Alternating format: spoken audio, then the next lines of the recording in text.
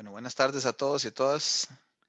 Nada más para terminar esta parte de asistencia, por si acaso no los vi por ahí.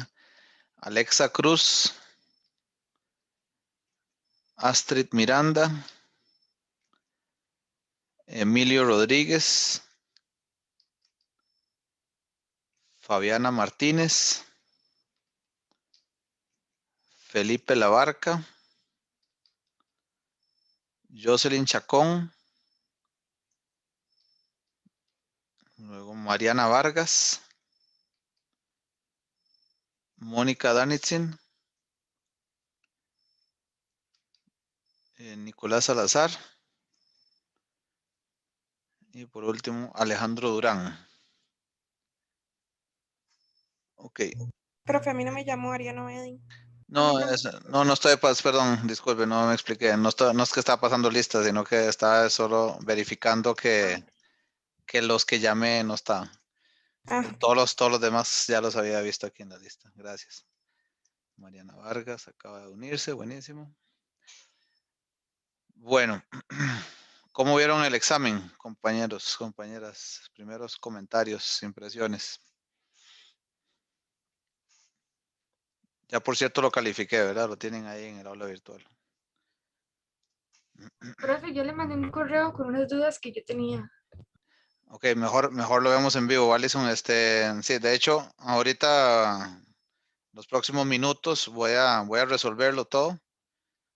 Esperemos que pues ahí se puedan aclarar si hay dudas y demás para todos en conjunto. Y si no, de cualquier forma, Alison, apenas terminemos la sesión teórica de ahora, nos quedamos viendo uno por uno si tienen observaciones y quejas y Ok, demás.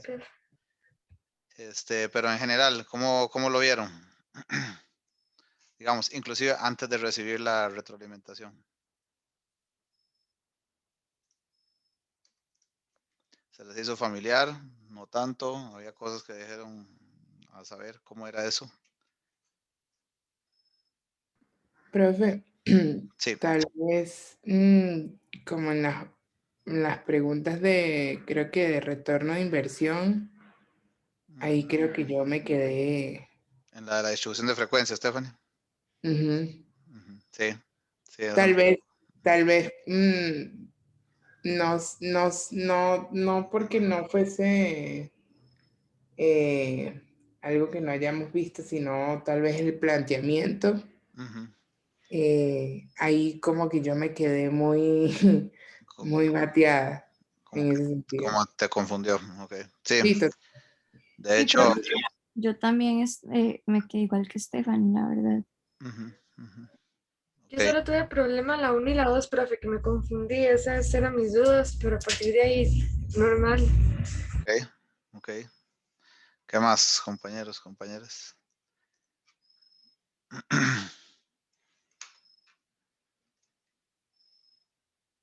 ¿Los sorprendió? Digo, sí, adelante, perdón. Estaba revisando mi examen y hay una que usted me puso que no la respondí, pero efectivamente sí la respondí. Ok, perfecto, Clarisa. Sí, igual como le decía ahora, creo que sí, para como temas puntuales, que haya cometido un error yo, que es muy probable que le haya pasado. Vemos ahora, apenas terminamos la sesión teórica, vemos esos puntos, uno por uno, para darle atención a todos. Ok, entonces, sobre todo de lo que escucho, sobre todo de la última pregunta, pues sí, para varios o varias de ustedes tenía como que está un poco abstracto el planteamiento, ¿verdad? No era tan fácil de entender. Profe, disculpe, es que hay unas que, digamos, hay unas que me dice cuál es la respuesta completa y hay otras que en las que usted pone el comentario. ¿Cómo sé si esas están buenas o están malas? ¿Cuando usted pone el comentario está mala o cuando usted pone el comentario? ¿En qué sentido comentario, perdón, Mariano? Es que digamos en la pregunta número 2 que dice como el ejemplo de un tipo de pregunta nominal. Usted en el comentario me pone como no se está refiriendo a una evaluación de pintura. Sí.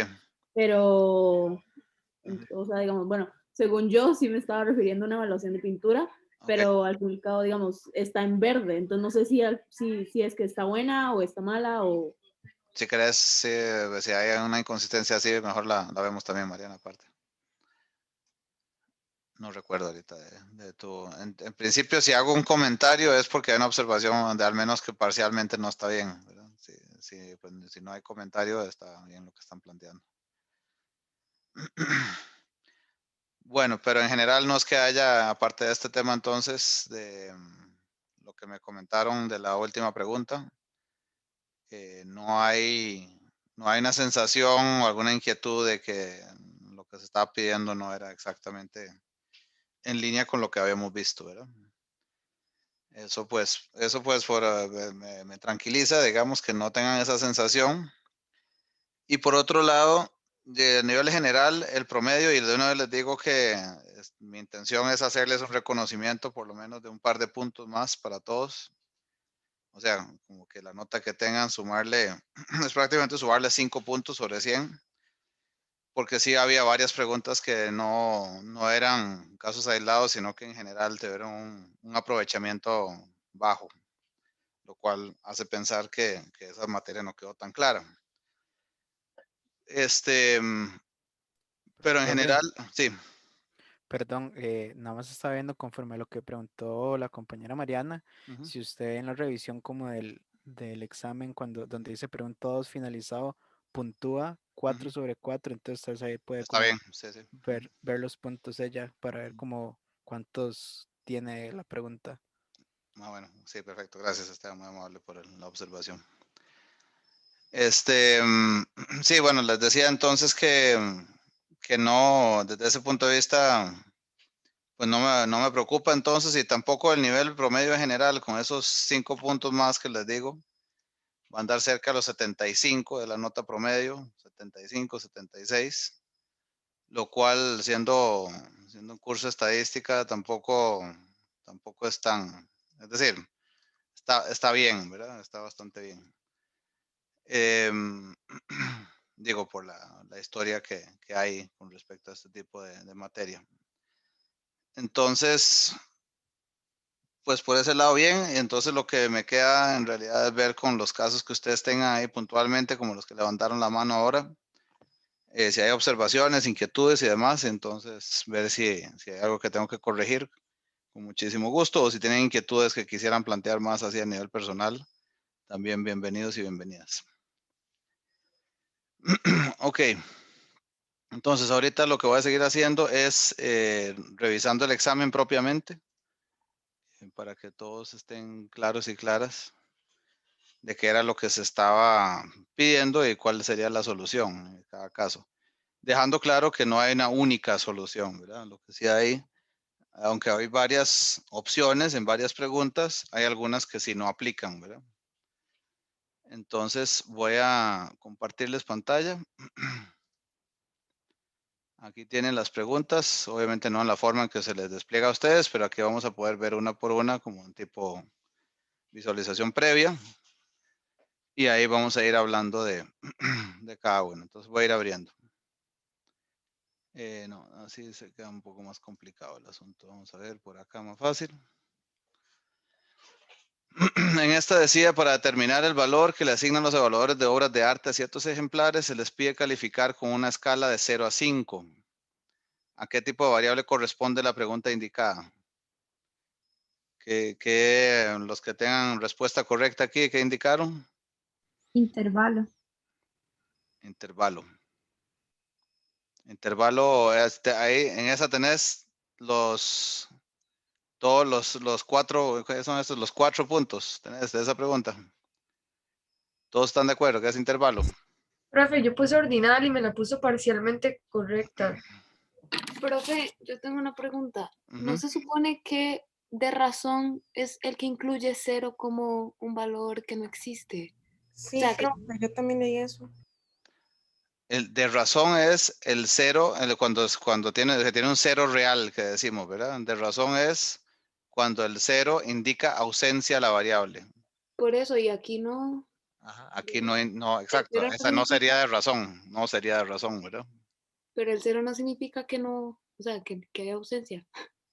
No, es una calificación, no es que no existe evaluación. No es como el dinero, por ejemplo, si tienes 0 colones, no tenés ingreso. Tener un 0 no es no tener evaluación. tenés un 0 de evaluación. Igual que el 0 de temperatura, es un 0 de referencia, digamos, no es un 0 de ausencia a la variable. Entonces, en este caso, por eso intervalo, de hecho, es la respuesta correcta. Ordinal es parcialmente cierta, porque aquí sí es cierto que hay una distancia prácticamente equivalente entre el 5 y el 4 que el 4 al 3. Entonces, este tipo de variable es de naturaleza intervalo. Eso es nominal, definitivamente no, porque estamos hablando inclusive de calificaciones numéricas. Y de razón no, porque el 0 no indica ausencia de la variable, como les decía. Profe, disculpe, es que no entiendo por qué ordinal es parcialmente correcto. Porque ordinal, lo que decíamos es, ordinal, por ejemplo, es que das excelente, bueno, regular, malo y muy malo, por ejemplo.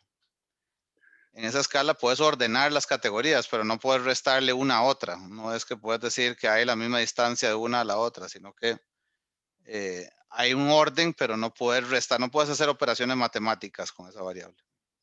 Ok, gracias. En esta sí. Perfecto. Ok, entonces, obra de arte nominal, que aquí, bueno, una de las preguntas que hicieron ustedes ahora tenía que ver con esta. Y bueno, la misma introducción, ¿verdad? Donde los evaluadores califican con esa escala. Y la pregunta es, ¿cuál podría ser una pregunta de tipo nominal?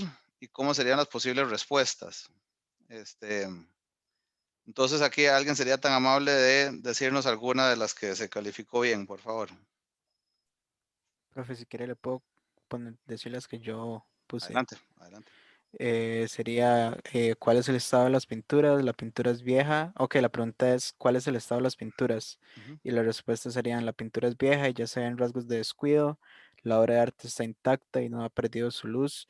La pintura tiene un estado descuidado pero rescatable para una restauración. Perfecto, gracias, Esteban. Notaron que dos cosas, ¿verdad? Primero, definitivamente las respuestas y la pregunta que está planteando Esteban es de tipo nominal, ¿verdad? Porque las respuestas que está planteando Esteban ahí no son ni números, ni son categorías que una es más que la otra, ¿verdad? Son respuestas de texto que no se dejan ordenar entre sí. Y la otra, sí, o sea, eso es lo que la hace nominal como tal. En algunos casos, algunos de ustedes plantearon, y perdón, la otra que iba a rescatar de lo de Esteban es que está evaluando, de todas formas, está evaluando las obras de arte. No está pidiendo que califiquen una escala de 0 a 5, sino que está dejando esas opciones de texto como respuesta, opciones nominales. Entonces está haciendo esas dos cosas, una pregunta tipo nominal y está hablando de la evaluación de las obras de arte. Entonces, ¿qué pasó en algunos casos? Algunos pues no hablaron de este tema, sino que hablaron de otro tema totalmente. Algunos inclusive siguieron hablando de algo de arte, pero que ya no tenía que ver con la evaluación de obras de arte. Entonces, y a otros pues inclusive plantearon temas ordinales, ¿verdad? Que no son nominales. Entonces, pues por ahí se reconocían entonces parcialmente algunos puntos de esta pregunta. ¿Queda clara la idea, compañeros, compañeras? Sí, señor. Profe, Sí, ¿le puedo decir las mías y me puede explicar por qué no por tengo? favor, Mariana, adelante, sí. Es que, digamos, yo le puse, la pregunta es qué tipo de arte es el que está viendo. Y las Correcto. respuestas son abstracto, figurativo, Sí, retro, surrealista. correcto. Pero no Porque, estás evaluando la obra, Mariana. eh, o sea, pero ¿en qué sentido? Digamos, yo estoy Sí, evaluando la obra según el tipo de arte que es. sí, pero no está, o sea, evaluando en el sentido de evaluando de calificación, porque eso no es una evaluación, sino es una descripción del tipo de pintura que estamos viendo. Ok, ok, lo que quería era que diera una evaluación. Sí, Digamos, o sea como que que esta, me dijera qué tan buena es. exacto, que así, en lugar de preguntar en términos de números, preguntes en términos de una pregunta nominal, una evaluación de las obras de arte igualmente. Ok, gracias, profe. Claro. Ok, bueno, entonces eso por acá. Obras de arte tipos, Por aquí tenemos esta otra que donde las...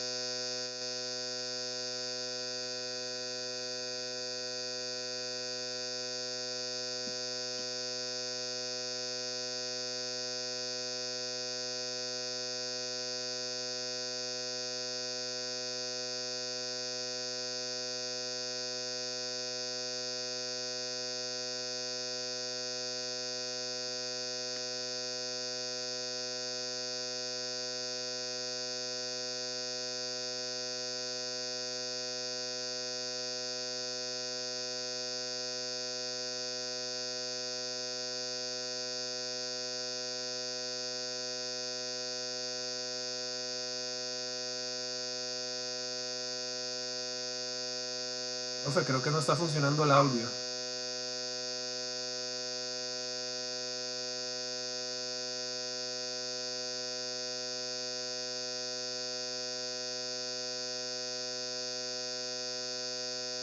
Profe,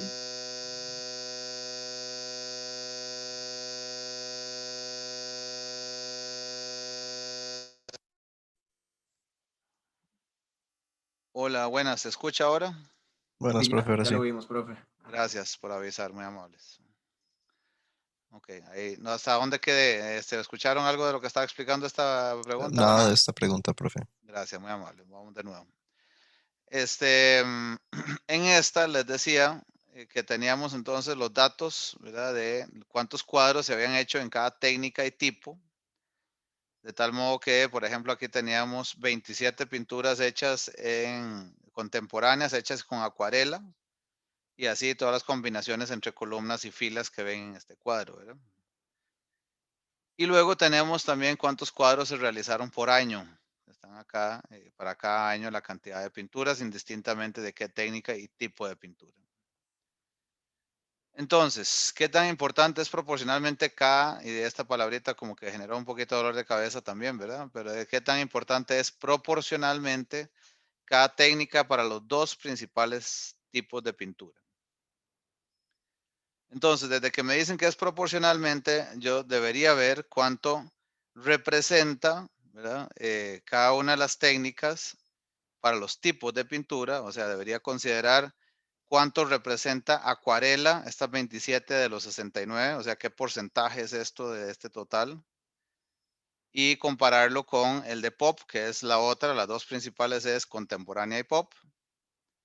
Entonces comparo cuánto es ese 27-69, lo comparo con el 24 contra 69 y así hago, por ejemplo, el gráfico adecuado para este caso sería hacer un gráfico de barras 100%, ¿verdad? Donde cada una de los tipos de pintura se vuelve un 100% y lo que está compuesto dentro de esas barras, ¿verdad? Son los porcentajes que representan la técnica dentro de cada tipo de pintura.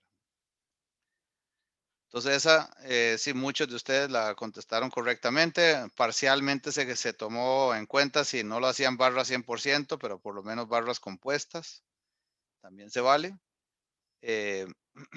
No, pues no es lo ideal porque,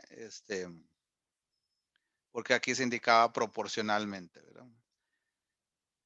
Y eso para los dos principales tipos de pintura. También se tomó alguna parte de los puntos en cuenta si hacían dos pies, ¿verdad? Dos pasteles y comparaban. Recuerden que no es lo apropiado, lo más fácil de transmitir o de entender la información si yo trato de decirle a la gente que compare los dos pasteles a que si les pongo barras 100%, como les había explicado. Por alguna razón, la pregunta B, que dice cuál es en términos generales la técnica de pintura más importante, por alguna razón, de verdad, no sé si es porque, bueno, la verdad es que no entiendo bien, pero sí fue relativamente frecuente que no contestaron del todo esa pregunta. Entonces, pues ahí más bien me quedó la inquietud de a qué se podría deber, que varios de ustedes se la brincaron. Y lo otro, Profe, sí, Marisol. yo sí yo sí la respondí, pero usted me puso el comentario, Entonces no la vi. que no. Okay. Listo, entonces porfa dejarla ahí apuntado, Marisol, y lo vemos ahora. Ahí le paso el dato después porque yo contesté la B y la C y puse que no las había contestado. Ah, perfecto. José, entonces, bueno, ahí estamos Sí, mal. profe, con la profe, a mí calificación. también. La B yo la respondí. Entonces, soy yo el que la inquietud es porque yo no la califiqué, entonces. Disculpen y lo vemos ahora. Sí, yo también, profe. Ok, bueno, tengo bastante para atender ahora, que he dicho. Profe, a mí Sí. también me pasó lo mismo, que Bueno, dice perfecto. que Si no quieren, la cae, que no si, le respondí. si quieren, déjenlo ahí por favor apuntado y ahora voy a tener que ir uno por uno a corregir lo que no evalué. Entonces, más bien, no sé por qué no la vi o no la quise ver o qué pasó. Disculpen. Bueno, ha habido, en todo caso, nada más para dejar eso claro, ¿cómo se contestaba esta? ¿Cuál es en términos generales la técnica de pintura más importante? Eso perfectamente con un pastel, ¿verdad? Se podría contestar porque lo único que me interesaba era ver cuánto, del total de pinturas que se habían hecho, cuánto es acuarela, óleo digital. Puede ser un pastel o inclusive puede haber sido también uno de barras simples, ¿verdad? Para transmitir esta idea. Totalmente válido. Ok, y luego ha habido cambios relevantes en el tiempo en cuanto a la producción artística, o sea, cuántas obras se hicieron en cada año. Y entonces aquí lo adecuado era un gráfico de serie de tiempo, ¿verdad? Un gráfico lineal en la que una línea en el tiempo que mostrara la cantidad de obras en cada uno de los años. Entonces eso también me pareció por suerte que entonces yo fallé aquí en no evalué la B, no sé por qué no la vi, pero en la mayoría de los casos estuvo bastante bien. Ok, bueno, eso era del tema de los gráficos. Vamos con la siguiente, donde ya hablamos del tema de los minutos en pantalla, ¿verdad? Entonces aquí ustedes tenían 3 medidas de posición, recuerden que esas son medidas de posición, de hecho son medidas de tendencia central, la media aritmética, habíamos visto, la mediana, la moda. Entonces, aquí les ofrecían los datos para estos 4 países en cuanto a los minutos, entonces, que los adolescentes pasan viendo la pantalla. ¿En cuál país hay mayor evidencia de que la distribución sea simétrica? Solamente indique el nombre del país. Entonces, aquí, ¿qué fue lo que consideraron para marcar la opción que contestaron? Profe, Sí, bueno, yo lo que consideré es, bueno, se supone que cuando es simétrico todos deberían de ser iguales, pero entonces lo que consideré era que fueran como lo, lo menos diferentes, correcto, como que se asimilaran más. correcto, así es. Entonces, vamos a ver qué nos dicen aquí. ¿Verdad? Así como acaba de decir Mariana, ¿verdad? Costa Rica es el país donde hay más semejanza entre las 3 medidas. ¿Verdad? Buenísimo, gracias Mariana. Entonces, esa es la primera. La segunda, tiempo pantalla. Les preguntaba qué tipo de distribución, simétrica o asimétrica a la izquierda o asimétrica a la derecha, sigue Panamá. Voy a abrir esto más grande. Aquí, ¿cómo se contesta esa pregunta entonces? Que hay que tomar en cuenta.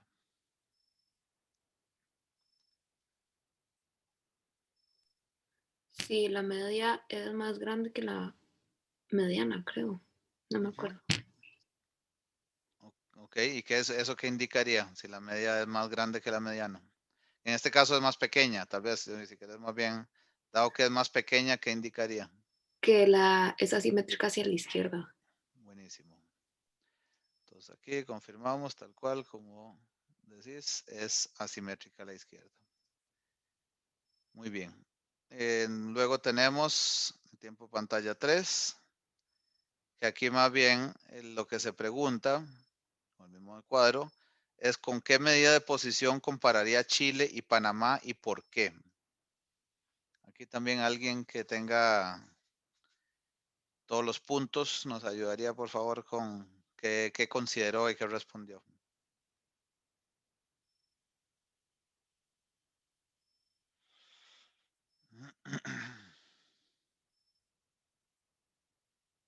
Profe, yo hice la mediana. Ujú. ¿Por qué? Escribí que sería la medida más segura de comparar entre ambos países debido a que excluye los valores extremos. La medida aritmética se considera es el caso debido a que no se conocen los datos, dado que no podemos determinar si tienen valores extremos.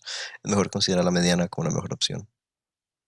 Perfecto. De hecho, en el Panamá hay sospecha, ¿verdad? Como vemos aquí, la diferencia que hay entre la mediana y la media aritmética, hay sospecha de que sí esté afectado por valores extremos.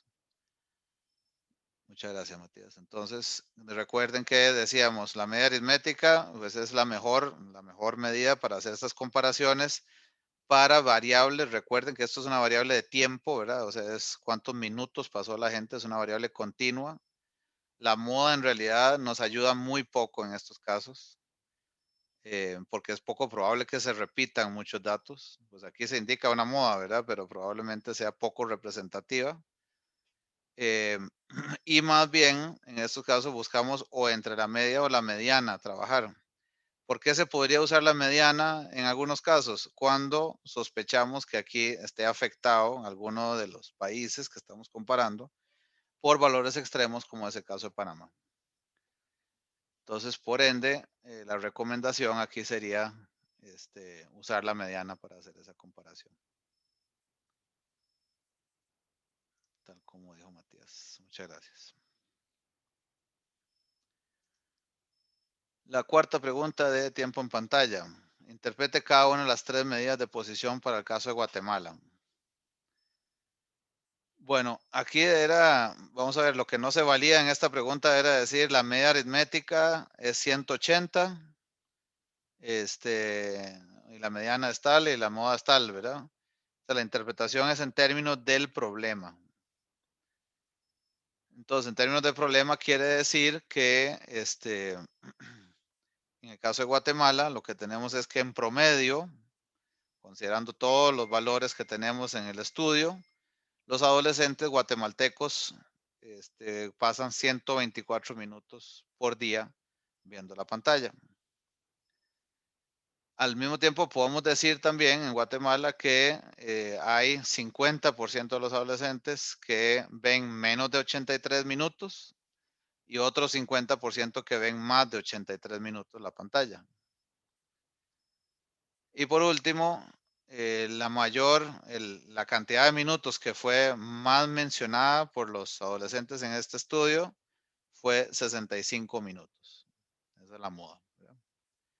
Entonces eso estrictamente era simplemente para verificar o para entender que habíamos captado, entendido bien la definición de estas medidas de posición. Y eso aplicado al problema aquí, como les digo, ¿verdad? Entonces no se vale la definición teórica, sino aquí estrictamente cómo le explicarían ustedes esos datos a alguien que les pregunte eso, qué quiere decir aquí media, mediana y moda. Así como eso era lo que se les pedía. Usted me interrumpe, ¿verdad? Si hay algo que no les hace gracia. Bueno, la quinta pregunta aquí, si quisiéramos comparar los grupos de la población con mayor consumo, vean aquí está la clave, ¿verdad? De esta pregunta. Mayor consumo, no a nivel de niveles medios. Podemos utilizar algunas de las medidas proporcionadas en el cuadro de arriba. Si no fueran apropiadas, ¿qué medidas recomendaría utilizar? Entonces, alguien nos ayuda también con la respuesta, por favor. ¿Y por qué? Aquí no se preguntó por qué, pero bueno, es bueno también aclararlo aquí para ahora que estamos viéndolo todos. Serían tan amables.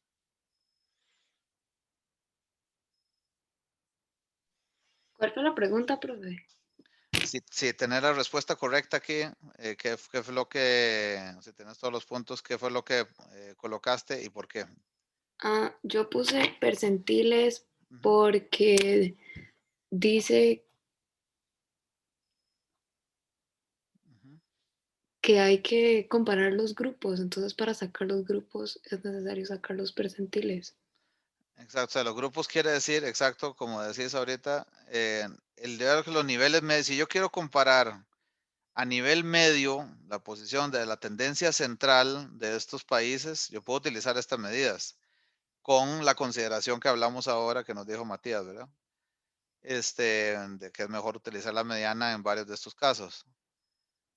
pero en este caso no me interesa el nivel medio, o sea, no es el adolescente promedio el que me interesa comparar entre los países, sino que quiero saber los que son, si quieren, digamos, heavy users, ¿verdad? Los que son usuarios bien intensivos, qué tan altos son esos valores cuando comparo los países. Entonces, si uso el promedio, no voy a poder concluir eso, o la mediana.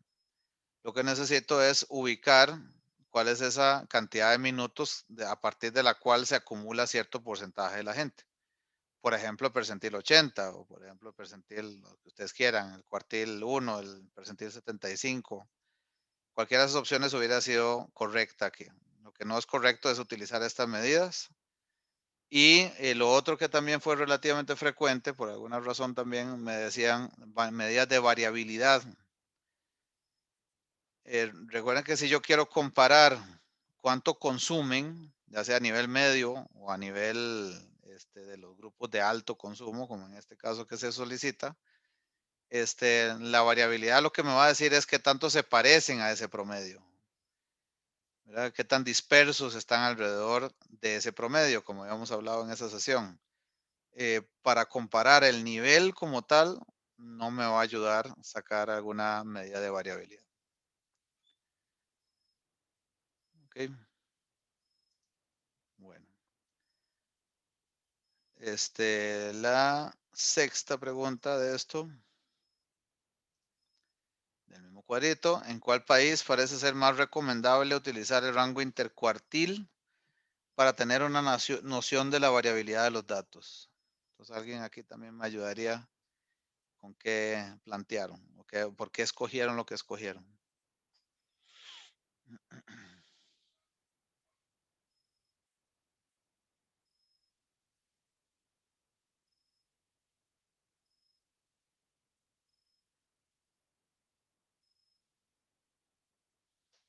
¿Alguien?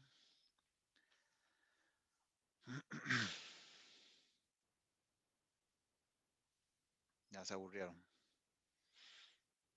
Bueno, les digo aquí, entonces, ¿cuál es la idea? O sea, ¿por qué podría ser necesario utilizar el rango intercuartil? Como habíamos comentado en la clase donde hablamos de variabilidad. Eso es sobre todo en los casos cuando los valores extremos nos podrían estar alterando alguno, sí, la desviación estándar, por ejemplo, o la varianza o el mismo coeficiente de variación. Entonces, el rango intercuartil es una forma de manejar eso porque, como decíamos en ese momento, esta medida no es afectada por lo que está pasando en los extremos de la distribución, el mínimo o el máximo, los valores que se están encontrando cerca de esos valores máximos y que los consideramos como extremos. Entonces, el rango intercuartil es una buena solución para eso. Entonces, dado que entendemos eso, lo siguiente sería identificar en estos países cuál es el que tiene más indicios de estar afectado por valores extremos. Entonces aquí hay dos casos, uno es Chile y el otro es Panamá. Aquí, si no me equivoco, lo que se consideró automáticamente como correcta era Chile, pero en realidad muchos de ustedes contestaron Panamá y es también justificado. Entonces si alguien no tiene todos los puntos, si contestó Panamá, por favor también me avisan. Okay. Bueno, eso es en este caso. Lo último de este tema de tiempo pantalla es la desviación estándar de Costa Rica es 17, eso como información adicional, y la de Guatemala es 23. ¿Cuál de los países presenta más diferencias entre los adolescentes en cuanto a los minutos dedicados a ver la pantalla? Entonces aquí, ¿qué hicieron para contestar lo que contestaron? Por favor, ayúdenme. Yo me basé en el coeficiente de variación. Perfecto. ¿Y concluiste entonces? O sea, lo que hiciste fue, ¿qué hiciste ahí, Sofía? Dividí la desviación estándar entre la media aritmética. O sea, el 17 entre 180 y el 23 entre 124. ¿Y ahí cuál fue más variable cuando comparaste esos valores? Guatemala. Perfecto, gracias. Ok, bueno, esa era la última y que tenía que ver con temas de variabilidad del tiempo pantalla. último tema, digamos, del examen aquí, que era el retorno de inversión, y aquí ya llegó el momento tal vez aquí de aclarar con lo que decía Stephanie al inicio del planteamiento. La siguiente distribución de frecuencia muestra un conjunto de 100 empresas, la forma en que se distribuyen las mismas en cuanto a la tasa de retorno sobre la inversión. Las clases representan, en este caso, los valores de las tasas. Es decir, en la primera clase se encuentran las empresas cuyas tasas de retorno se encuentran en el 0% y 10%. Y en la segunda, del 10 al 20%, y así sucesivamente. El mismo cuadro lo pueden encontrar en formato de tabla en la parte de abajo de esta pregunta. Entonces aquí, de hecho, sí, vamos a ver, perdón, en cuanto al planteamiento, ahora que decía Stephanie, que te parecía o que confundió, ¿cuál parte te parece que es la que no está así clara para interpretar esta pregunta? ¿O no era en esta? No, profe, no era en esa. Ah, ok, bueno, Lo perfecto. siento. Entonces ahora hablamos cuando sea eso.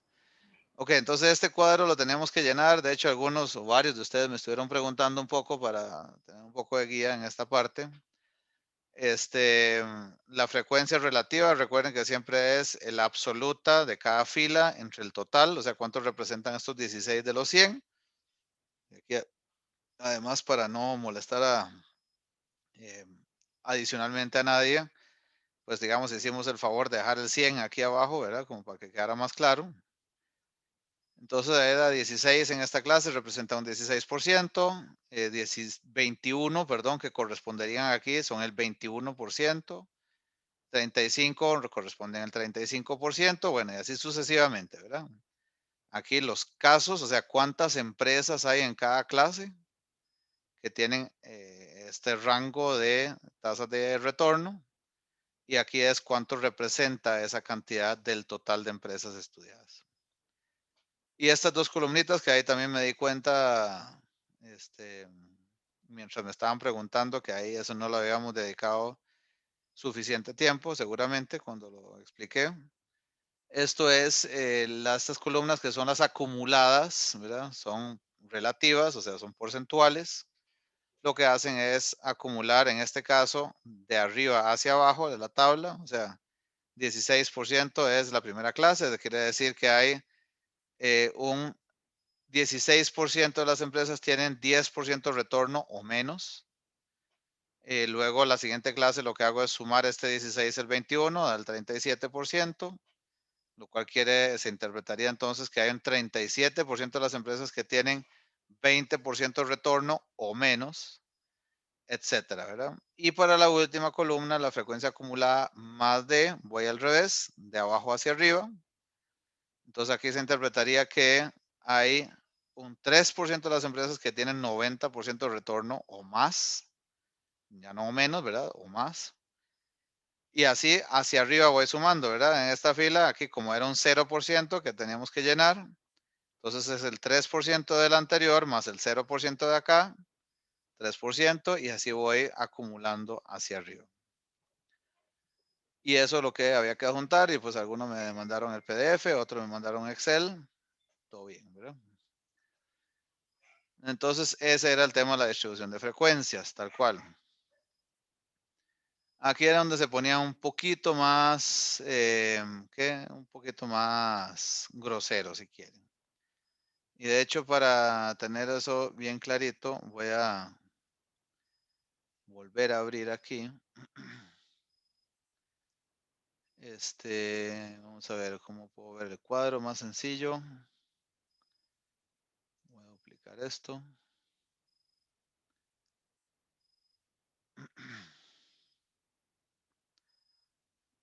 Ok, aquí está. Ah, no, pues esta no va a servir. No estoy muy hábil. Esto sí. Ok, vamos a intentar irlo contestando con esta. Igual ustedes habían hecho la pregunta, entonces tenían ahí a mano los datos, ¿verdad? La pregunta 1. Entonces decía, es razonable que la mediana sea 31. ¿Cómo puedo contestar eso aquí? Profe, yo lo que hice fue más o menos ver a dónde llegaba el 50%.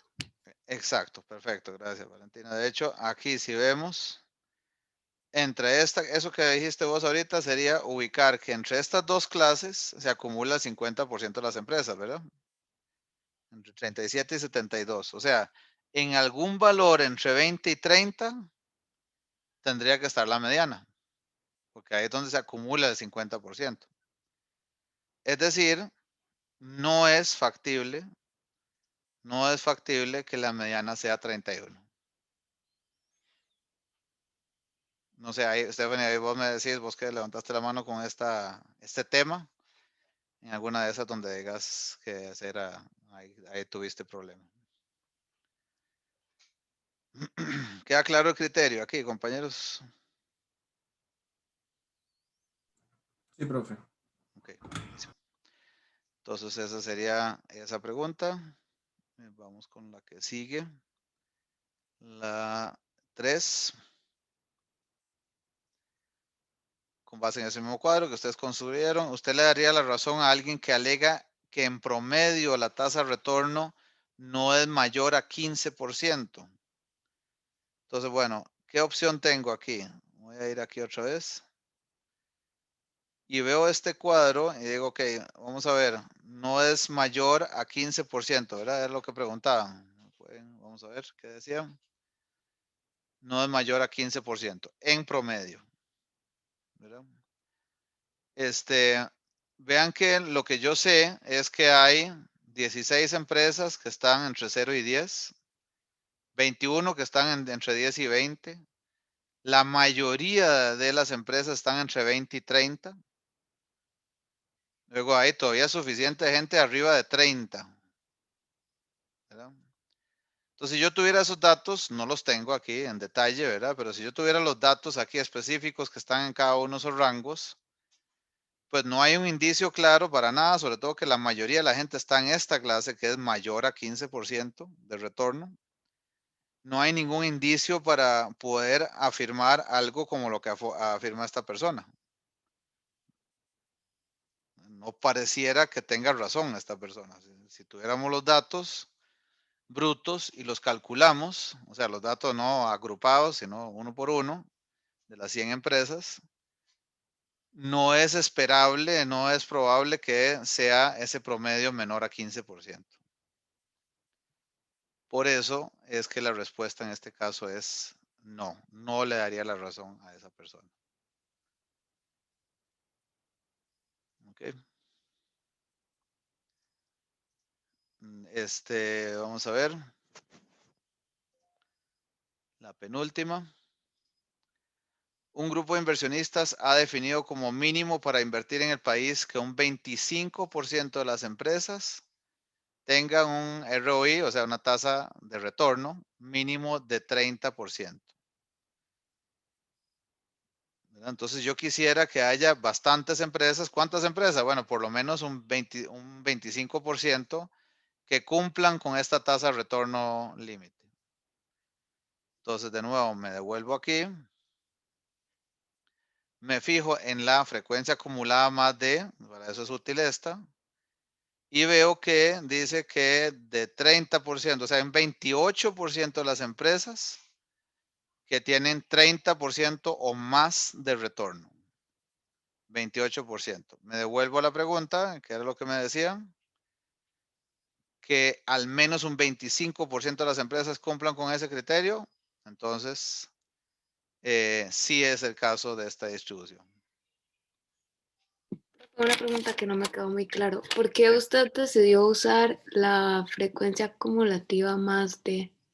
Porque lo que querés es que la más de, si yo usara, por ejemplo, o sea, ¿cómo se interpreta la más de? No, aquí hay, si te imaginas, aquí hay de 30%, que es la empresa que tiene el mínimo retorno dentro de esta clase, ¿verdad? Entonces hay un 28% de los casos, que es la suma de todos estos porcentajes desde el 17 hasta el final, ¿verdad? Un 28% de las empresas que tienen 30% o más. Y que eso es lo que se está buscando, ¿verdad? O sea, aquí lo que nos pide la pregunta es justamente que haya un tanto porcentaje que tengan por lo menos mínimo 30%. ¿verdad? Si yo más bien buscara aquí abajo, lo que tendría es que hay, por ejemplo, un 37% que tiene 20% o menos. Pero si yo a la inversionista le digo, mira, lo que te puedo decir es que hay un 37% que tiene 20% o menos de retorno. Es decir, no, yo no necesito las que dan poco retorno. Yo necesito empresas que dan buen retorno. ¿Cuánto es un buen retorno para mí? 30%, por lo menos. Entonces, Ok, gracias, profe. si me decís que eso es un 5%, pues no me es interesante ir a ese país a invertir. Perfecto. Última pregunta. Hay valores extremos en esta distribución. Vamos de nuevo a la tabla. ¿Qué dirían ustedes? ¿Dónde veo si hay valores extremos? Los límites superiores o inferiores, profe. Exacto. Entonces tengo un montón de gente aquí, llegan hasta los 40 y luego nadie aquí, entre 70 y 80, 80, 90 y luego tengo 3 que están entre 90 y 100%. Estas 3 no se parecen en nada a estos otros. Entonces, esos son clásicamente valores extremos. De hecho, si esto lo graficáramos como un histograma, veríamos varios espacios en blanco y luego una barrita que indica que hay una simetría, en este caso, a la derecha. O sea, hay valores extremos. Que, por cierto, es muy frecuente, muy común encontrar eso en el caso de variables que tengan que ver con rentabilidad o ingresos o temas de ese tipo.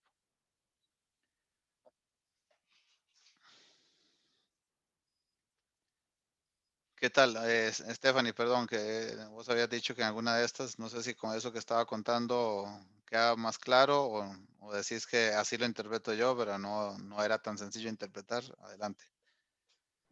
No, profe, en realidad, tal vez viendo ahorita, o sea, ahorita que lo Con explicas, más sí, calma. lo entiendo, sí, Sí. sí lo entiendo, solo que tal vez lo que me pasó a mí fue que no supe analizar bien el cuadro y tal vez entre ver como que las preguntas, Ujú. no, o sea, se me hizo mucha confusión, entonces tal vez de primera impresión en el examen Ujú. sentí que como si fuese algo diferente, digamos. Ok. Entonces, Ujú. por ahí tal vez ese fue mi fallo. Claro, el tema es que de repente no analizas bien el cuadro y no puedes, y por ese cuadro Ujú. no puedes responder esas últimas 3 o Ninguna de las 4 preguntas. preguntas. Sí. Exacto. Entonces, por eso Ahora, es que por ahí o sea, fallé. ahora, lo que sí es importante, Stephanie, ahora que decías eso, es lo que no se vale es si de pronto el cuadro, ustedes en la primera pregunta de este tema tenían que completar el cuadro. Si en ese tenían algún error, pues no es justo que de ahí en adelante las conclusiones, la interpretación sea correcta en las preguntas que siguen, solo que basado en información que no estaba correcta, pero entonces no les puedo castigar doble. Entonces, si ese fuera el caso de alguien, no sé, en el caso tuyo, Stephanie, o de alguien más, también levanten la mano, por favor, ahora cuando ya abramos el espacio de quejas y dudas. Ok, bueno, esta era la historia, compañeros, compañeras. Entonces, claramente esta pregunta 3 o el tema 3, como decía Stephanie ahora, era un poquito más grosero. Bueno, grosero tal vez es una palabra no muy adecuada, pero sí, o sea, les pedía un poquito más que integraran conceptos, ¿verdad? Que relacionaran la mediana y otros temas con la distribución de frecuencias. Entonces, hasta aquí el examen parcial 1. Como les digo, yo al menos espero que ustedes no tengan sensación como que fue muy diferente de lo que estaban esperando en la nota y en la experiencia como tal. A mí no me preocupa, no me preocupa en realidad. Entonces espero que más o menos lo compartamos y ahora apenas terminemos la sesión teórica, nos dedicamos a resolver lo otro. Bueno, y hasta aquí también voy a ir cerrando esto. De hecho, voy a dejar de compartir. Y hasta aquí ya terminamos entonces con la parte del curso que se refería a estadística descriptiva, ¿verdad? O sea, estrictamente estamos hablando de la parte de la estadística que no se interesaba por nada más que la muestra que tiene en mano, ¿verdad? O sea, de la información que tiene cierta. Entiéndase, y por eso traté esta vez de hacerlo un poco más comestible y tangible y todo este tema por el hecho de que ustedes tenían su propio conjunto de datos. O sea, ustedes hicieron su encuesta y ustedes tenían sus propios datos. Entonces queda como mucho más claro, esperaba yo, espero que ustedes tengan esa sensación también, que no es algún set de datos que no me dice nada y no conozco nada, sino que son los datos que yo mismo generé.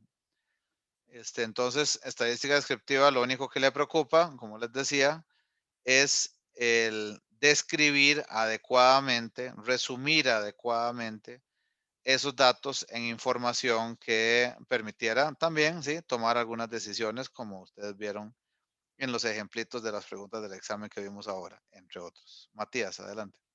Profe, perdón, es que creo que estoy un poco fuera del espacio, pero nada más una recomendación general para el examen. Creo que, bueno, por lo menos a mí me jodieron una pregunta. Si fuera posible a futuro, ¿usted cree que podría hacer las preguntas de manera que solamente acepte una opción? Es que a la hora de cambiar, o sea, estaba revisando ya cuando terminé el examen y decidí cambiar una opción y la marqué y no quité la otra. Entonces no tengo los puntos por eso. Entonces nada más a futuro, ¿eso sería posible? Por supuesto, Matías. No, si quieres igual ahora lo conversamos. Sí, Ok, gracias por la perfecto. sugerencia. 0 profe, era nada más eso. Muchas gracias. Gracias, sí, muy amable.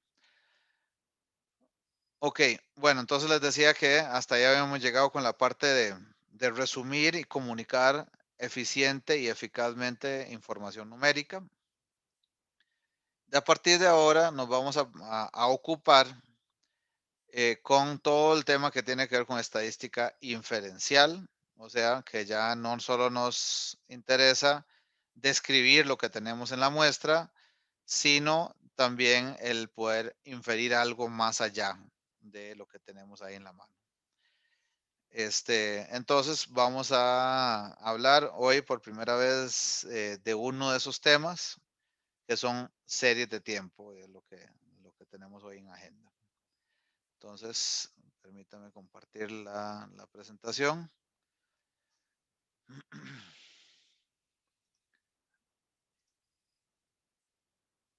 Muy bien.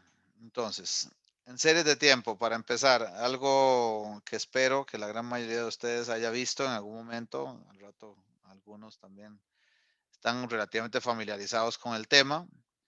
Esto lo que ustedes están viendo aquí es el valor del Dow Jones Industrial Index, ¿verdad? Eso abierto por semana en cada uno de sus años, del 2012 al 2016.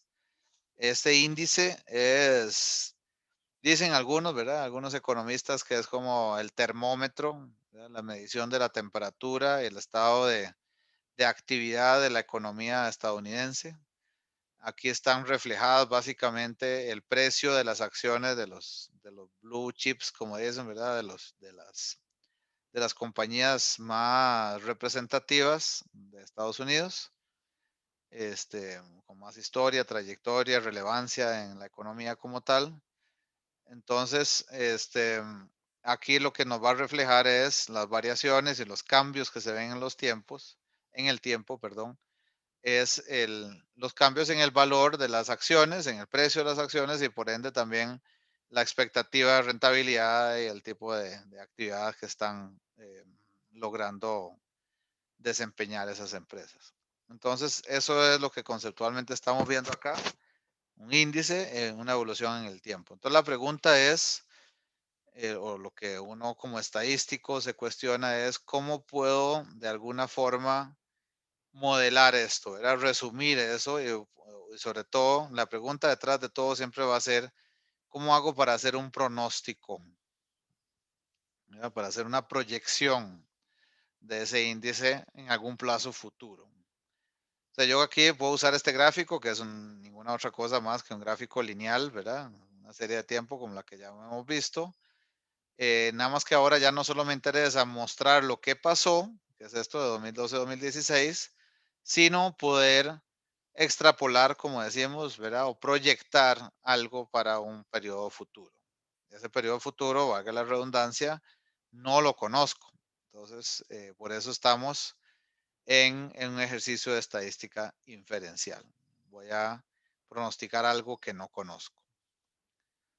Entonces, ¿cómo puedo hacer para hacer ese pronóstico conceptualmente? ¿Y qué se trata?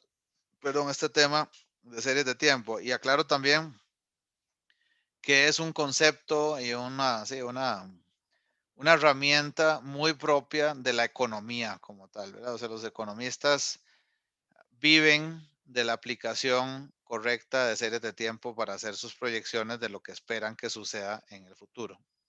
Cuando un economista dice que esperan que haya una recuperación de la economía en X y Y términos para el próximo año, por ejemplo, después de toda esta situación de pandemia, lo que hay detrás, o sea, lo que hay de fondo cuando hace ese tipo de afirmaciones, ese profesional o esa profesional, normalmente lo que hay de fondo es una aplicación de estas técnicas de series de tiempo.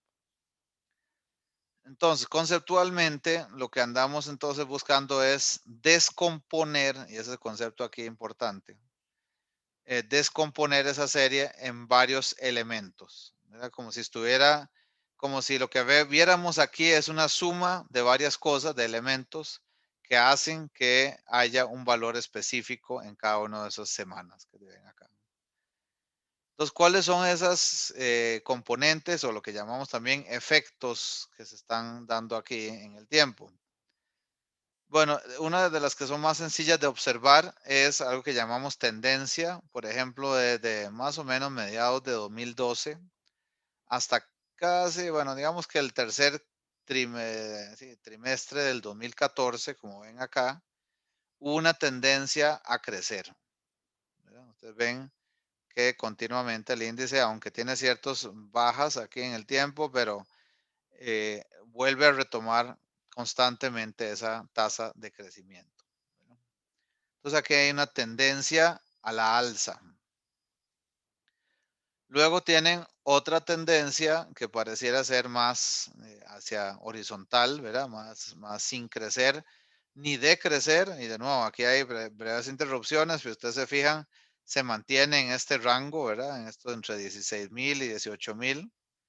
Ni supera ni tampoco se baja a cuadrantes inferiores. Aquí está más o menos estable, ¿verdad? Entonces, aquí la tendencia, lo que llamarías, es bastante flat, ¿verdad? O sin crecimiento ni decrecimiento. Entonces, estos son lo que llamamos el componente tendencia. El otro componente es algo que se llama ciclo.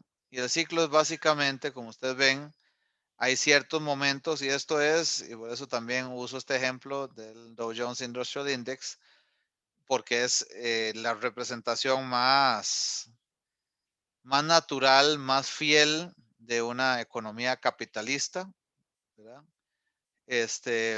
Y en una economía capitalista es muy esperable, sobre todo si hablamos de fenómenos macro, muy a nivel agregado como este, que se presenten ciclos, ¿verdad? O sea, ciclos quiere decir en una economía capitalista no vamos a poder esperar que una tendencia se mantenga infinitamente, ¿verdad? O sea, que crezca, crezca, crezca y nunca pare. Lo más probable es que después de cierto tiempo pare, y esos momentos en los que se detiene una tendencia y cambia hacia otra tendencia, esos momentos son los que se llaman ciclos. Entonces el ciclo es más o menos, o de hecho, es la duración de los periodos de tendencia. Aquí decíamos más o menos 2 años dura cada cambio o cada periodo de tendencia. No es exacto, pero es aproximadamente ese periodo en el que se mantiene una tendencia determinada. Y por último, last not least, ¿verdad? Como dicen, es muy importante aquí encontrar otro efecto u otro componente que tiene que ver con la temporalidad en el año, o sea, en qué momento del año nos encontramos, porque casi siempre en esas mismas fechas o rango de semanas específicas pasa un comportamiento similar, que casi siempre además tiene una explicación, digamos, sustantiva, o sea, una explicación que los expertos en el campo conocen bastante bien y saben que es esperable que eso suceda. Por ejemplo, aquí ustedes ven la que está marcada con esa lineacita roja en ese periodo de semanas en el año, hay una pequeña corrección hacia abajo siempre, ven, como en estos casos, esta semana otra vez. Y esto es típico porque es exactamente antes o despuesito del cierre fiscal, en el caso de Estados Unidos. Entonces, después de hacer eso, normalmente la gente liquida o antes de presentar ese cierre fiscal, liquidan para que, o venden muchas acciones, ¿verdad? Lo cual ayudan en sus estados financieros a que se vean mejor a la hora de presentárselos a quien ustedes quieran, ¿verdad? Junta directiva, accionistas, bancos, a los que quieran. Entonces, eso lo que implica es que siempre en esas semanas durante el año es esperable que haya una pequeña corrección hacia abajo. No hay ningún problema, Alison, todo en orden. Entonces, cuando vemos esos componentes juntos, lo que podríamos intentar hacer es explicar o poder pronosticar de alguna forma, como si pudiéramos pronosticar hacia atrás, y ese concepto es muy importante aquí, compañeros, compañeras. Hay un hecho que ese fue el valor del índice en cada una de esas semanas, ¿verdad? Eso es indiscutible.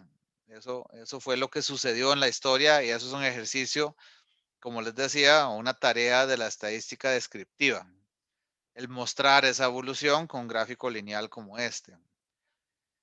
Un ejercicio interesante de la estadística más bien inferencial, cuando quiero hacer un pronóstico, lo primero que yo trato de hacer es ver qué hubiera pronosticado yo en cada una de esas semanas con saber la información que tengo hoy. O sea, si yo sé cuál es la tendencia en este periodo y yo sé cuáles son los ciclos o la duración de esas tendencias, y yo sé además cuándo en el año hay una corrección hacia abajo por todo este tema fiscal que les decía ahora, em, entonces, sabiendo esas cosas, yo podría intentar predecir, o sea, como modelar qué hubiera pasado en la historia también. Como si yo no supiera cuál valor era el de esta semana, o como si yo no supiera cuál es el valor acá de esta semana cuando se daba el tema de la estacionalidad que les comenté. Entonces, si yo quisiera modelar la historia, y si yo logro modelar bien la historia, podría atreverme a modelar algo para el futuro. Entonces utilizo la suma de los efectos, ¿verdad? Sumo tendencia, el primero que les comenté, más el ciclo, más la estacionalidad, y que es el menos intuitivo de todo esto, es el que como estadísticos más nos interesa, es el error. Error quiere decir, vean que no es tan regular esto, ¿no? No es que sea una línea recta esta tendencia, ¿verdad? No es una línea recta que solo está interrumpida por la estacionalidad, sino que hay unos altos y unos bajos. Aquí hay picos de variabilidad, ¿verdad? De dispersión alrededor de esa tendencia. Entonces, esas cosas se deben a qué? Bueno, esta semana perfectamente alguna de las compañías, si quieren, de estas que componen el Dow Jones Index, alguna de esas compañías presentó algún fraude o alguna de esas compañías tuvo que hacer un recall de artículos eléctricos o electrónicos o lo que ustedes quieran, ¿verdad? Farmacéuticas que no lograron pasar las patentes de X y Y, cosa que están investigando. Entonces, ese tipo de situaciones hacen que aquí baje, ¿verdad? Y eso yo no lo puedo predecir. Mi modelo no contempla nada que no sea tendencia, ciclo y estacionalidad. Entonces, cuando esas tres cosas no son suficientes para explicar que algo de este tipo pasó, este tipo de cambio en el valor del índice, todas esas diferencias que no logré capturar ahí se convierten en eso que llamamos error, ¿verdad? O sea, algo que no logré explicar con estos tres efectos. para poder explicar ese tipo de bajas, yo tendría que predecir todas esas situaciones y circunstancias que son imposibles de predecir, las que les comenté ahora, ese tipo de ejemplos. ¿Ok? Entonces esto es conceptualmente. ¿Cómo lo hace esto matemáticamente un software, digamos, estándar de estadística o de econometría? Por cierto, que esto es, antes les dije que es un ejercicio muy propio de la economía. De hecho, es cuando se mide, o sea, sí, se metriza la economía, entonces hay un campo específico dentro de la economía que se llama econometría. Posiblemente ya los que estudian aquí, economía aquí del grupo ya lo habrán visto y escuchado. Aquí ustedes tienen uno de esos software que hacen esos análisis, obviamente de forma nadie lo hace esto a mano. Entonces tiene una serie observada, la ven acá, que varía más o menos entre 4.000 y 12.000 en el tiempo. Y entonces aquí tenemos los valores reales de esa serie, ¿verdad? Esto puede ser ventas de una compañía o puede ser el índice de cualquier actividad, ¿verdad? De construcción o lo que ustedes quieran en la economía. Y entonces lo que vemos es un comportamiento, una tendencia, ¿verdad? A crecer. Vean que cada vez estos bajitos que hay aquí este bajo es más alto que este y este es más alto que este, ¿verdad? Y los picos también tienden a ser cada vez más altos, ¿verdad? En el tiempo. Entonces hay una tendencia aparentemente a crecer. El efecto más notable, de hecho, cuando uno vuelve a ver esta serie, lo que primero salta a la vista es que hay una periodicidad o una estacionalidad en estos picos, siempre en la misma parte del año. Vean que aquí están los años abajo. En la misma parte del año aproximadamente se da este pico. Entonces tenemos tendencia, estacionalidad, y con esas dos cosas, y ven que aquí son los valores de la tendencia también, ¿verdad? O sea, no solo como que yo digo que está creciendo, sino que matemáticamente puedo calcular cuánto es el valor de la tendencia en el tiempo. Entonces aquí arranca cerca de los 4.500 y se va al final hasta inclusive hasta 7.000, ¿verdad? Esa es la tendencia. Y sobre esa sumo la estacionalidad, que puede ser negativa. Ven que aquí está el 0, entonces todos los valores abajo son negativos. Y puede ser positiva también, tanto hasta llegar prácticamente a 5.000 aquí arriba, ¿verdad? En los picos. Entonces lo que hace esto es sumar la estacionalidad más la tendencia para cada uno de los meses que están metidos aquí de por medio en estos años y estima cuánto hubiera sido el valor de la serie, sumando la tendencia la estacionalidad más la tendencia. Y todo lo que no sea eso, ¿verdad? O sea, lo que hace diferencia entre el valor real observado y la suma de estas dos cosas es error. Aquí dice random, es error aleatorio. Y lo que queremos es que el error sea lo más pequeño posible. Ya ustedes ven aquí que está bastante centrado en 0, ¿verdad? Y que anda entre menos 500 y más 500. En algunos casos se pasó, pero en la mayoría de los casos cumple con eso. Vamos a ver. Sí, Clarisa, dime.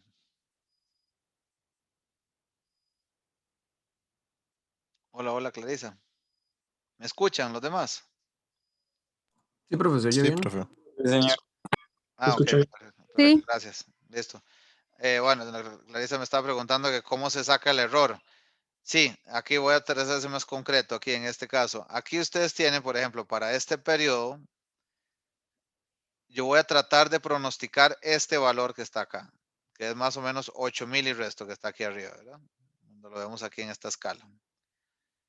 Entonces aquí ustedes ven que tiene un valor de 4.500 en la tendencia y a eso le sumamos, acá en esta escala que también anda cerca de 4.000 y resto, ¿verdad? Entonces 4.000, digamos, pongamos 4.000 más 4.500 aquí en esta otra escala, sería un poco más de 8.500 y ese valor lo voy a comparar, 8.500, lo comparo con el valor real observado, que es apenas más de 8.000. Entonces 8.500 menos 8.000 en este caso, ¿verdad? Anda bastante cercano a 0, ¿verdad? Aquí habría que ver exactamente el punto de la escala. Pero en otros casos yo voy a pronosticar, de hecho aquí la tendencia, ven que aquí más bien bajó bastante.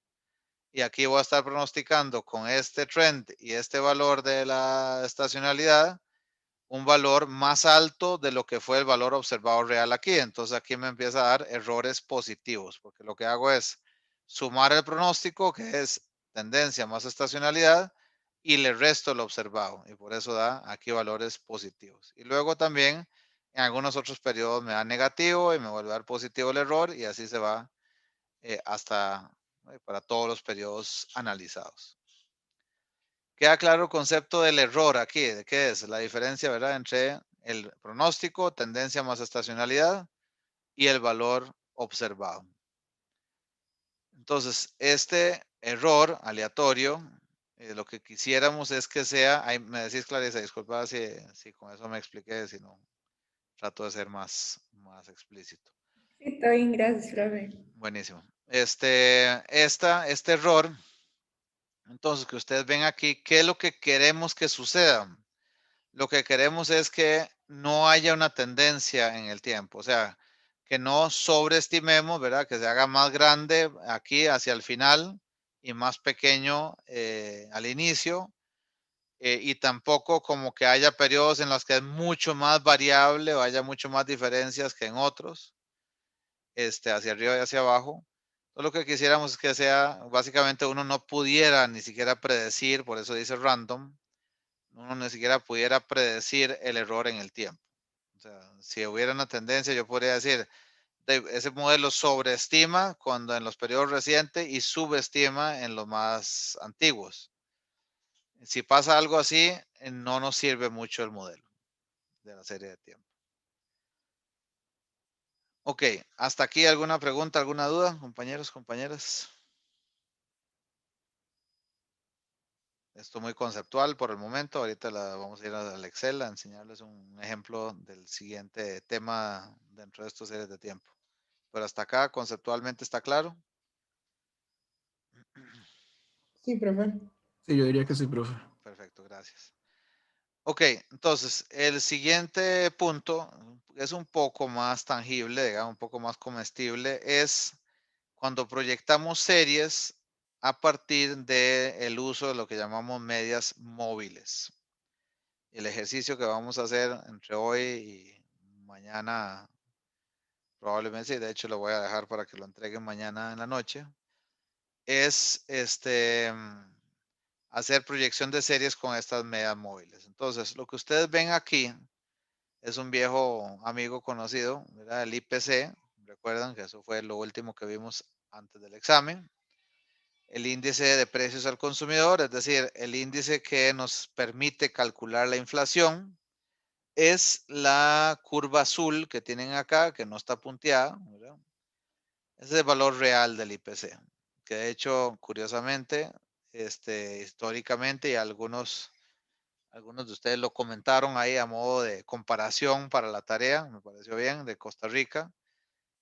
Teníamos una tendencia a crecer, estamos acostumbrados a tener inflación, y a partir de cierto momento, ¿verdad? A mediados de la década pasada, más bien vimos un comportamiento bastante estable del IPC, ¿verdad? Casi que la inflación tendió a bajar bastante, inclusive en uno de los años cuando hubo un tema fuerte de hidrocarburos y de combustible, de que bajaron los precios, inclusive experimentamos una inflación casi que cercana a cero. Entonces, eso es lo que vemos acá en la curva azul. Y más allá de lo que hay de fondo económicamente que puede explicar o no de por qué está dando ese comportamiento del IPC, lo que nos interesa, como estadísticos aburridos que somos, ¿verdad? En este momento, es cómo pronostico de una forma más o menos eficiente el comportamiento de esa serie azul. Entonces, como les decía, ustedes ven aquí, esa es la realidad. Pero lo que me voy a imaginar ahora es que estoy parado aquí en junio de 2011, por ejemplo. Los primeros 6 meses pasaron. Estoy terminando junio y me pregunto cuánto podrá ser el valor de julio 2011. ¿Verdad? Entonces, el valor de julio 2011 lo puedo pronosticar conceptualmente con estas 3 medidas. La primera, que es la del punteada roja, es la media 6, le puse yo ese nombre, es la media móvil, el promedio móvil de 6 meses de historia. O sea, lo que dice es, para pronosticar julio, lo que voy a hacer es tomar el promedio de los 6 meses anteriores, o sea, el promedio de enero a junio. Y ahí voy a colocar el valor de julio. Para pronosticar agosto, imaginemos entonces, ya nos corrimos un mes más, quiero pronosticar agosto, voy a tomar el promedio móvil de los últimos 6 meses, o sea, ahora de febrero a julio. Y así me voy corriendo de 6 en 6, o sea, estos 6 últimos meses para cada uno de los meses que voy a proyectar. Y eso es ninguna otra cosa de lo que se hizo en este caso con la línea roja. Siempre los últimos 6 meses se consideran para pronosticar el valor que tiene esa media 6. Y ustedes adivinan cómo es la media 12, ¿verdad? Por eso arranca aquí hasta enero del 2012, habiendo pasado ya 12 meses reales. Entonces toma 12 meses reales y proyecta el mes siguiente. Entonces enero del 2012 es el promedio de los 12 meses del 2011, de enero a diciembre de 2011. Para febrero de 2012 tomaría de febrero 2011 hasta enero 2012 los reales para proyectar febrero 2012.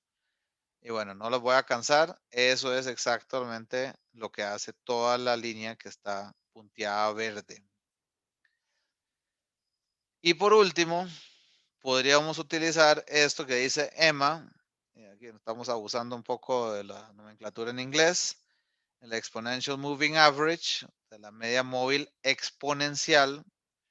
Lo que dice es, de hecho ustedes podrían preguntar, ¿y por qué?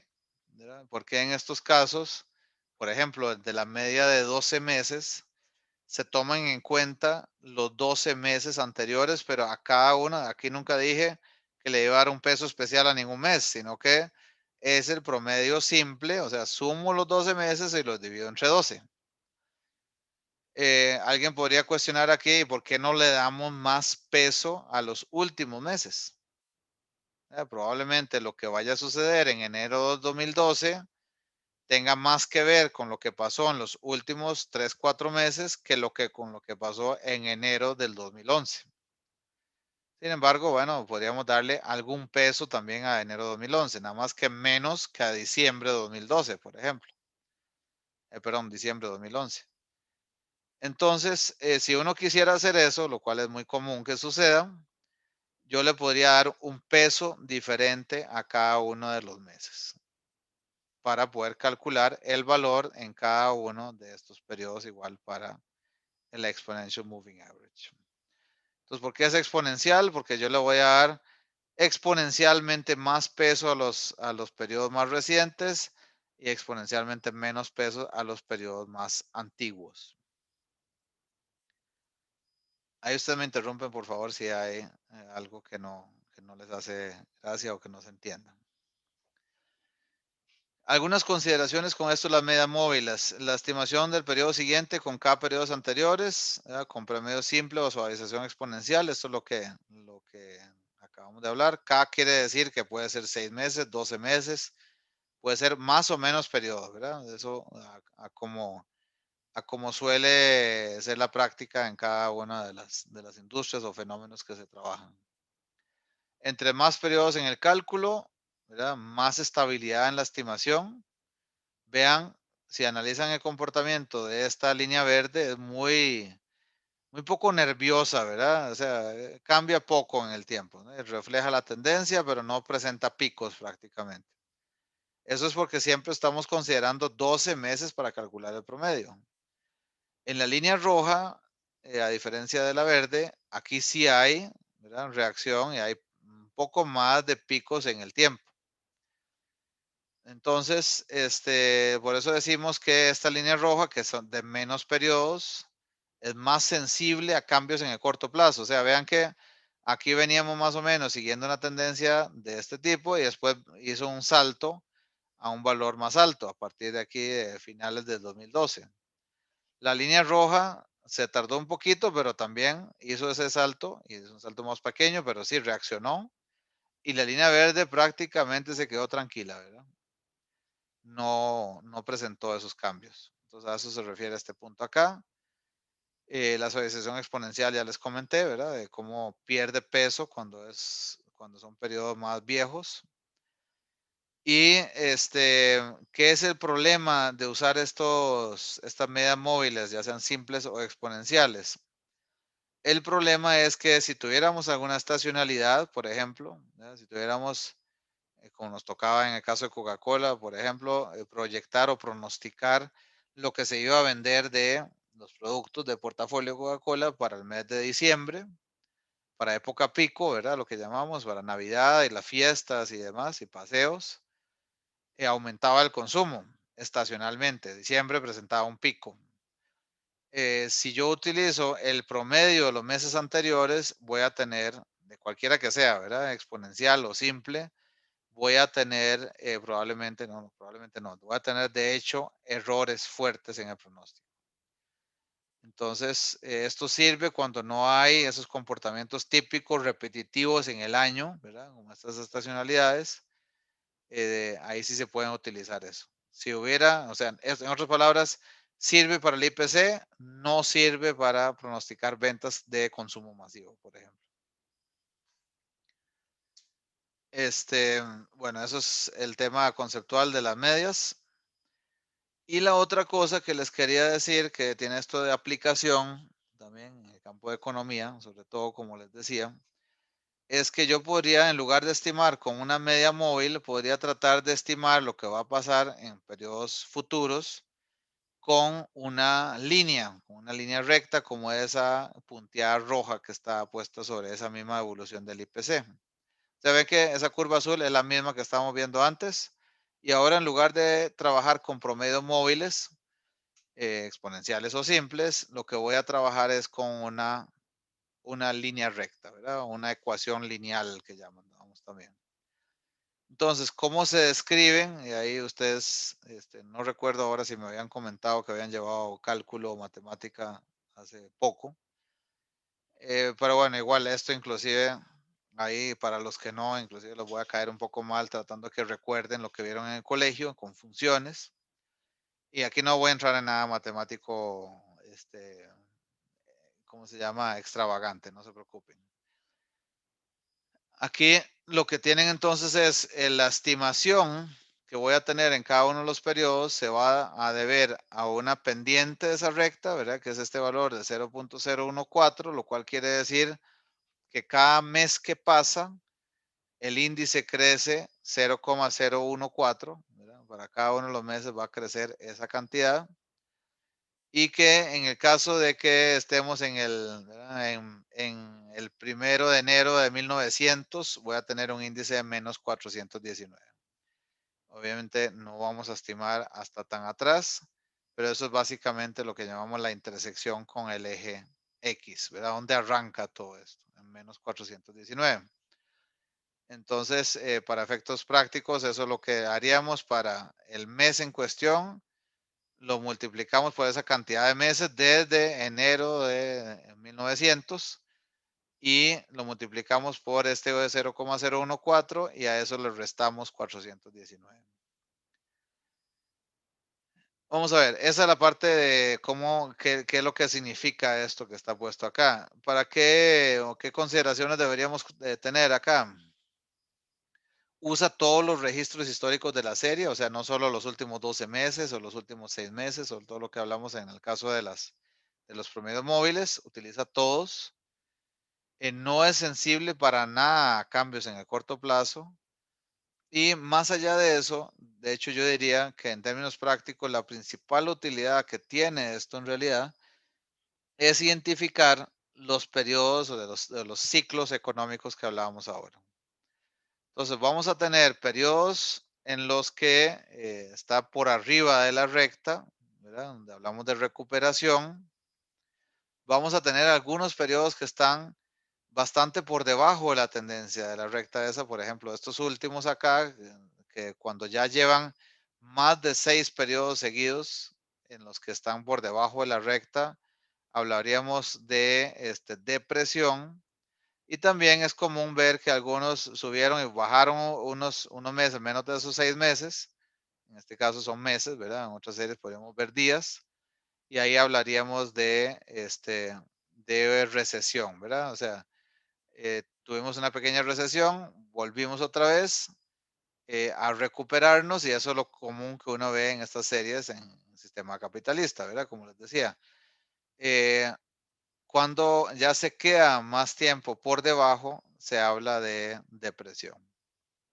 Y para eso es que es útil utilizar este tipo de proyecciones lineales. Profe, perdón, eso se homologa a lo que sería el ciclo económico, ¿verdad? Así es. De Ok, hecho, esa es la forma en que vos le pones números a los ciclos económicos. Exacto. ok, perfecto, listo, gracias. Con gusto. Ok. Bueno, entonces eso es conceptualmente lo que nos interesaba ver aquí, compañeros, compañeras. Y lo que sigue ahora, de hecho, antes de irnos al ejercicio, les voy a enseñar un pequeño ejemplo. ¿Están viendo el Excel todos? Sí, profe. Sí, profe. Perfecto. Ok, entonces, aquí ustedes tienen en esta columna A, voy a hacerlo más grande, ¿verdad? Está un poco feo esto, sí. En esta columna A, ustedes tienen los precios de una acción, ¿verdad? De cualquier acción de estas compañías. Entonces yo voy a tratar de predecir el precio en el tiempo. Entonces aquí tengo un periodo total de 23 semanas. Y aquí tengo los cálculos de estas medias móviles primero. Entonces vean lo que sucede aquí.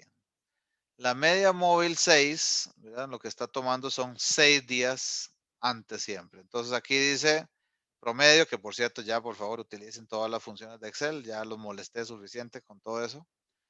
Entonces aquí ponemos promedio de los 6 días antes. Eso sería la estimación para el día 7, ¿verdad? Este valor que está acá. La estimación para el día 8 sería la media móvil. ¿Por qué móvil? Porque vean que aquí se corrió ya. Ahora está tomando del día 2 al día 7. La 9 del día 3 al día 8. Y así se va. Siempre son 6 días, solo que se va ajustando cada vez para el día que es los 6 días inmediatos anteriores. Para la media 12 hace lo mismo. Toma 12 días antes, luego toma 12 días antes para la siguiente y así sucesivamente.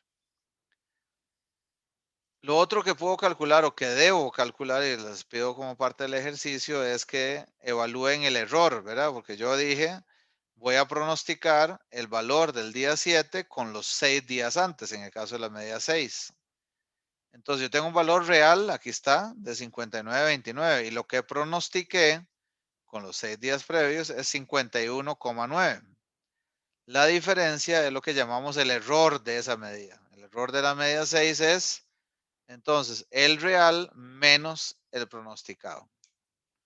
7,35 en este caso, por ejemplo. Y así se va para cada uno de los periodos. Vean que aquí lo puedo calcular para este, lo mismo puedo calcular para este día y así sucesivamente. Noten también que en algunos casos voy a sobreestimar, ¿verdad? O más bien voy a subestimar, que es cuando estos valores pronosticados son menores que los reales.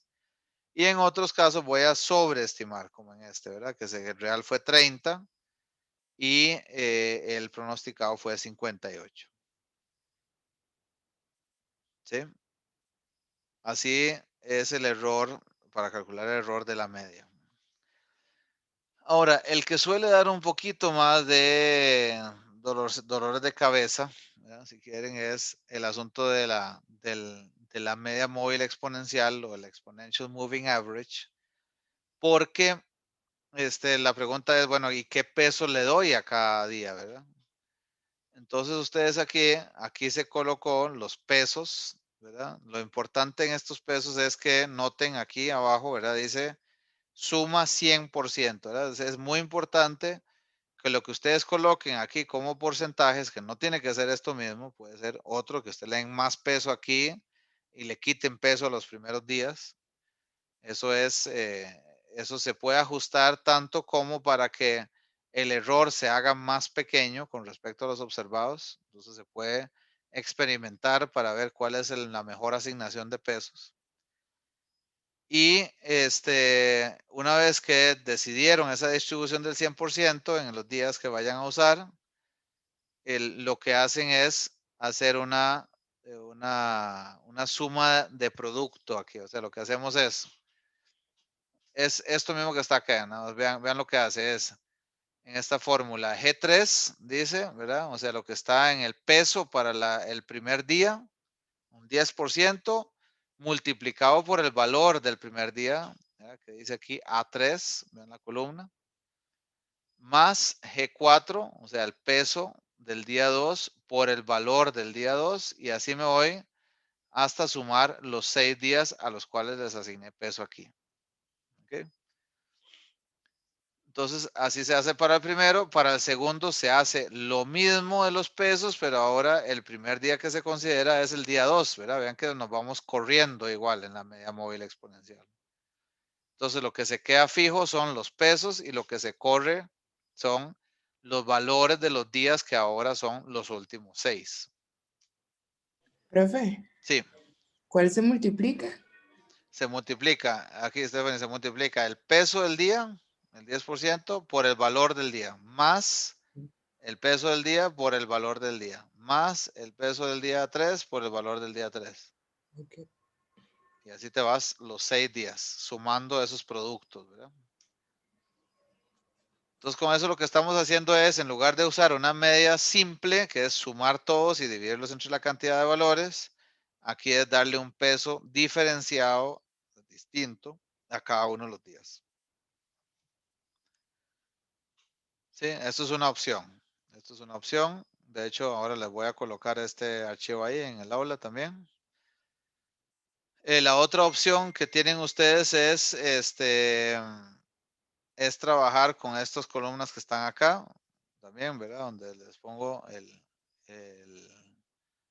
perdón, por acá les dije el primer día, ¿verdad? Por ejemplo, tiene un peso de 1 entre la cantidad de días, ¿verdad? Este tiene 1 entre, o sea, aquí está midiendo como el inverso de la distancia que tiene, ¿verdad? Entonces 1 entre 5, 1 entre 4, 1 entre 3, hasta llegar hasta 1 entre 1. Entonces, entre más cerca está, más peso tiene. Solo que estos no suman 100%, como verán, ¿verdad? Suman 2,45. Entonces, lo que hice por aquí fue decir cuánto es el peso de este sobre el total de la suma de estos índices.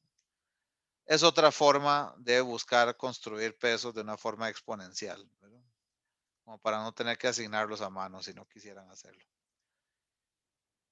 Y bueno, y así pueden calcular la media 6, la media 12 y algún ejemplo de la media móvil exponencial. De eso se trata el ejercicio que les voy a pedir, el ejercicio práctico que ya verán ahí en el aula. No es con un set de datos así, sino que hay que buscar los datos, ¿verdad? Bueno, ahí les doy las instrucciones en el ejercicio. Y eso es lo que tendrían que Profe, entregar. Sí, mañana a una las... consulta. Es que estoy leyendo el ejercicio. En el Sí. punto 4 dice haga un pronóstico de la serie con los diferentes tipos de promedios móviles. ¿Cuál de los tipos de promedio tiene menor nivel de error? Ujú, Ahí o sea, solo para estar clara, claro. ahí es donde hace referencia a calcular lo de la media 6, la media 2 y el error. Exacto. Primero calculas Siempre, esas tres. ajá, perdón, es- siempre va a ser así, media 6, media 12 y media sí, error. y, Ok. no. Y EMA, ¿verdad? Esos son los tres Ajá, tipos de ajá, promedio que puedes usar. Y ok. cada una de estas tiene un error asociado. ¿Cuál es el error? Lo que pronosticaste o no sé, el real menos lo que Ujú. pronosticaste, ¿verdad? Para la media 6, para la Ah, media 12 y para el EMA. ok, y, ok, No sé, si no ok, me ahí es explico, donde dice ahí sí. cuál de los tipos de promedio tiene menor. Ok, ya entendí, ya Ajá. entendí, ya Entonces entendí vos la pregunta. calculás un error promedio de la 6, de Ujú. la 12 y del Ajá, EMA, y decís el que me da menor error y el que es mejor es entonces tal. es tal. Sí, Ok. ese es el ejercicio, exacto, Fiorella. Gracias por preguntar. Perdón, profe, no me quedó claro. O Ajá. sea, ya cuando tengo los datos, entonces ahí puedo decir como cuál es el que da menor error y cuál es el que da más Ajá, error. exacto. Sí, o lo que haces es en pasos, Marisol, lo que haces es, primero tenés los datos, ¿verdad? Eso es lo primero que hay que conseguir. Luego de lo que les pido ahí, lo siguiente es calcular el promedio con 6 días, el promedio con 12 días y el promedio usando pesos como estos. Puede ser estos o cualquier otro que ustedes quieran. De hecho, les sugiero que traten de jugar un poco con los pesos para que se reduzca el error. ¿Verdad? Y luego lo que hacen es calcular el error, que es, como les puse por acá en este ejemplo, es cuánto es el valor real observado, el real del precio de la acción que ustedes van a buscar, menos el pronóstico hecho con cada una de las medidas. Aquí está hecho el ejemplo con la media 6, pero puedo calcular igualmente la diferencia de la media 12 con respecto al real, ¿verdad? Y la EMA con respecto al real. Ok, gracias, profe. Profe, yo tengo otra pregunta. Sí. Para yo determinar cuál es el que me da menor nivel de error, o sea, ¿hay algún otro cálculo que hacer? O sea, ¿cómo se hace? ¿Como individualmente o hay que sacar como un promedio de todos? Es que ahí es donde, esa es la parte en la que Muy tengo buena como pregunta. duda. Muy buena pregunta, Fiorella. Sí. De hecho, así como dice Fiorella ahorita, normalmente lo que sucede es que terminan de calcular todos y justamente llegan a ese punto, ¿verdad? Ahora, ¿cómo hago para analizar? Además, aquí son 20 líneas, ¿verdad? Ahí van a tener muchas líneas, porque son el precio en acción por bastantes días. Entonces, pues sí, una opción es calcular el promedio, ¿verdad? Aquí ustedes van a tener de nuevo ahora una serie de datos que puede tener valores extremos, que puede tener comportamientos un poco curiosos, ¿verdad? Entonces ahí podría ser que ustedes digan, ahí sería muy elegante decir, bueno, porque vale la pena mejor compararlos con la mediana, por ejemplo. Lo que les quiero decir es, aquí estamos incorporando todo lo que ya vimos, ¿verdad? Entonces, no es, ok, ya nos olvidamos de estadística descriptiva, sino que la utilizamos para resolver estos problemas también. Adelante Marisol, sí. Pero según lo que usted me acaba de explicar y con la pregunta de Fiorella, lo que yo entendí es que esos datos que usted tiene seleccionados, por ejemplo, yo sacaría la fórmula del mínimo, ¿o no? El mínimo, o sea, de estos datos que tengo seleccionados, decís que sacarías el mínimo. Ajá. Ok, lo que pasa es que el mínimo te daría entonces el valor más negativo en este caso, ¿verdad? Así como está. Entonces, no sé, por ejemplo, en este caso te daría 27 negativo y ese dato compararías con el dato más negativo de error que te da con el caso de EMA. Aquí lo estoy cayendo bien a ustedes ahorita, creo que no les estoy respondiendo, sino que sobre la propuesta tuya, Marisol, le estoy preguntando si ya haciendo eso vos dirías que esa sería la forma correcta de compararlos. O sea, no sé, o sea, si la pregunta es que el error de todos los errores, ¿cuál es el mínimo? No, pero no es, ya te entendí, ok, por eso es. No es dentro de la media 6, cuál es el error más bajo, sino es cuál de las medidas tiene menor error, la 6, la 12 o la EMA. Profe, ¿y cómo sabe uno eso? O sea, ¿qué indica el que sea muy positivo, el que esté en un número específico? ¿Cómo? ¿Qué es lo que quisieras vos, Fiorella, conceptualmente, más allá de matemáticamente? ¿Qué quisieras que pase? Que sea lo más parecido a los valores reales. Ok, súper. O sea, El tiene que error ser más ya. pequeño posible. El Ok, error más pequeño entendido. posible. Entonces, ahora, tomen en cuenta nada más una última observación, aquí para dejarlos ya y que se entretengan. Vean que no me interesa si el valor es positivo o negativo. El asunto es que es distante del valor real observado. Entonces, una sugerencia con esto para evaluar el error, si yo sacar aquí el promedio, de hecho saquemos el promedio, dice que es -2, como ven aquí abajo, ¿verdad? ¿Es cierto que esto solo se desvía 2 unidades del valor real observado? No, ¿verdad? Entonces, recuerden que aquí lo que habíamos trabajado y hablado cuando hablamos de las medidas de variabilidad y hablamos de aquello de la desviación media, ¿se acuerdan? Por cierto, no es que haya que sacar la desviación media aquí, pero el concepto es, me interesa el valor absoluto del error. ¿Verdad? Entonces, si yo sacara aquí el valor absoluto en lugar de solo esto, de hecho voy a cambiarlo aquí para que vean lo que pasa. ABS de esto. Y entonces de pronto ya cambia la historia un poco, ¿verdad? Ya el promedio no me va a dar 2, sino que me va a dar 13. Está aquí abajo. Y eso sí es bastante más fidedigno de cuánto se desvía esa media 6 de los valores reales observados. Ya de si esto lo resumo con un promedio o la mediana, por ejemplo, para ver cuál es el que tiene menor error, eso es algo que ustedes tendrían que ver con base en el comportamiento de esos datos. De sus datos, de su acción que escogieron, digamos. ¿Queda claro el ejercicio, el concepto, compañeros, compañeras? Sí, profe. Excelente.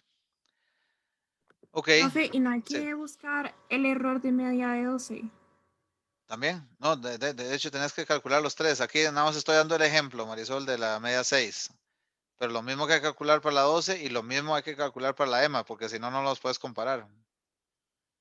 Entonces, con esa pregunta, lo que hay que buscar es cuál es el que tiene el, o sea, menos error. Así es, excelente, Marisol. Eso es, el que tiene el error más pequeño. Eso es. ¿Alguna otra pregunta, comentario? Por favor, todos los que quieran.